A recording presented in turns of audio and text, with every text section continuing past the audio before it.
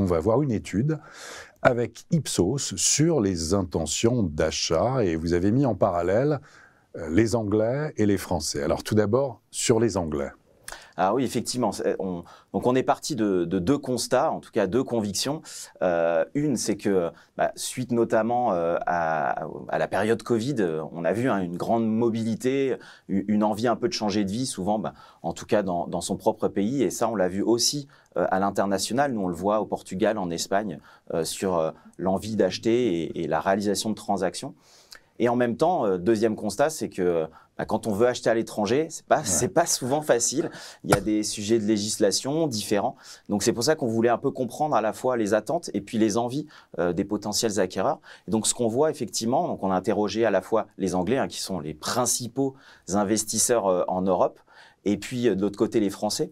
Et ce qui est très intéressant, c'est qu'on voit que 28% des Anglais dans les 5 prochaines années, ont l'intention d'acheter un bien. Alors, quand je dis acheter, on parle d'intention d'acheter. C'est ça, exactement. Après, il n'y a pas le passage forcément à l'acte. En tout cas, dans la tête, on a envie. C'est ça, exactement. On aspire à ça, on aspire à acheter.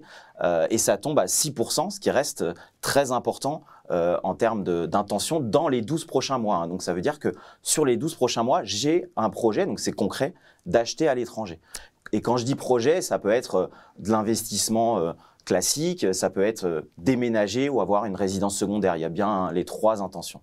Alors, on va voir maintenant côté français. Alors, un tiers des Français ont l'intention d'acheter un bien à l'étranger. Et ça, ça nous a surpris. On pensait que ce ne serait pas aussi élevé. Et on voit 4%. Alors, c'est légèrement inférieur aux Anglais. On sait que les Anglais, il y a à la fois, on va dire, financièrement, une vraie incitation aussi à investir dans le sud de l'Europe. Quand on veut une résidence secondaire en Angleterre, il y a un impact financier qui est assez important. Et puis, il y a aussi la qualité de vie, le climat. Mais pour les Français, ça reste aussi très important, à 4% dans les 12 prochains mois. Très bien. Slide suivant. On va voir maintenant. Alors voilà, le choix du pays en premier lieu qui est dicté par l'émotion et le soleil. C'est ça, parce que c'est vrai qu'on souvent on peut imaginer qu'il y a un critère financier, alors qui intervient aussi d'investir et dans des pays avec aussi une capacité financière importante. C'est avant tout, c'est un coup de cœur, c'est un projet coup de cœur d'acheter à l'étranger, donc c'est le premier critère qui ressort. Et puis ensuite, qualité de vie, donc ça inclut évidemment le climat. Et c'est intéressant, côté anglais, on s'y sent en sécurité, un critère qui ressort pas aussi fort en France, mais voilà, il y a ce côté qualité de vie qui rentre en jeu. Le slide suivant, donc on va voir maintenant Alors justement, sur les destinations rêvées, donc c'est l'Espagne pour les Français qui remporte les suffrages. Pour les Français, d'ailleurs, même pour les Anglais, c'est la destination, c'est vrai, qui incarne un peu tous les attendus, à la fois en termes, encore une fois, de qualité de vie, de climat, de coût de la vie aussi, sur place, évidemment. Et donc ça, c'est intéressant de voir que c'est vraiment le pays qui ressort en premier. Et ensuite, on voit en fonction des Français, des Anglais, là, on va dire que c'est les connexions aussi qui peuvent être familiales, notamment donc le Portugal et le Maroc pour la France, avec des fortes diasporas évidemment en France et donc des connexions fortes. Alors on voit que les Anglais aimeraient venir en France, par contre le Français sur l'Angleterre, c'est pas ouais, le Français sur l'Angleterre, bon. Il est alors, on aurait pu interroger juste sur Londres, puisqu'en général le Français il investit plutôt à Londres, mais c'est vrai que dans ce sens-là, on voit moins un flux et une envie d'investir. D'accord. Autre commentaire, donc Espagne, Portugal, Maroc, là c'est vraiment le trio. Slide suivant, donc on va aller un petit peu plus loin sur les critères. Alors les critères importants, l'organisation du bien, vous voulez dire l'agencement du bien immobilier. Exactement. On va dire que les trois critères principaux, c'est évidemment l'agencement. Ça, on va dire que c'est un critère classique, même quand on achète dans son propre pays. Le prix, puisque là, pour le coup, et ça va être l'accompagnement de l'agent, il est important aussi sur ce sujet-là, parce que on va dire que dans son pays, on a plutôt une culture du prix de l'immobilier, surtout en France, le prix du mètre carré, etc.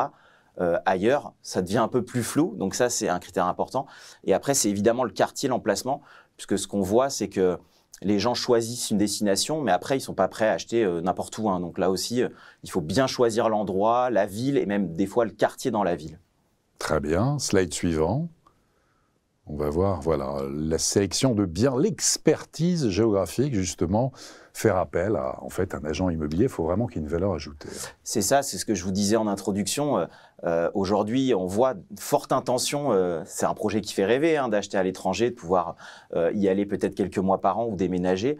Mais maintenant, l'accompagnement, il est encore plus important sur ce type de projet. Et donc, évidemment, il y a les législations locales, les questions juridiques qui sont cœur. Est-ce que je dois être accompagné par un avocat?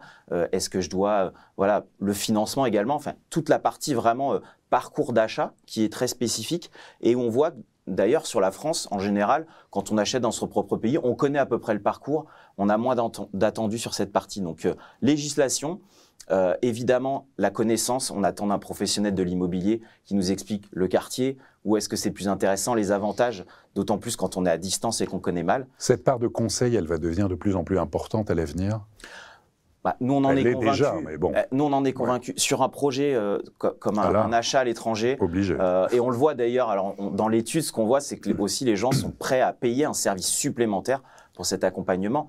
Mais si on revient au marché français, on disait là aux évolutions de tendance, j'ai envie de dire qu'aujourd'hui, plus que jamais, le professionnel de l'immobilier, c'est lui qui va permettre de réguler un petit peu ces écarts entre un vendeur et un acquéreur. Donc oui, ça reste au cœur aujourd'hui, je pense, des attentes d'accompagnement. Qu'est-ce que vous retenez principalement de cette étude? Qu'est-ce qui vous a surpris ou moins sur cette étude? Alors, ce qui nous a surpris, et en échangeant aussi avec l'Institut Ipsos, hein, qui mène beaucoup d'études sur notamment post-Covid, c'est cette volonté de projet à l'étranger.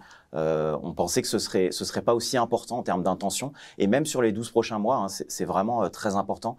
Donc en fait, ça a venu un peu confirmer aussi notre sentiment qu'aujourd'hui, il y a vraiment changement de paradigme et que les gens, ça devient, j'ai envie de dire, une aspiration encore plus forte d'investir à l'étranger. Ça, c'est vraiment l'élément qui nous a le plus surpris. Boosté aussi par le télétravail, mais ça veut dire aussi un pied-à-terre en France, ou partir véritablement s'installer à l'étranger?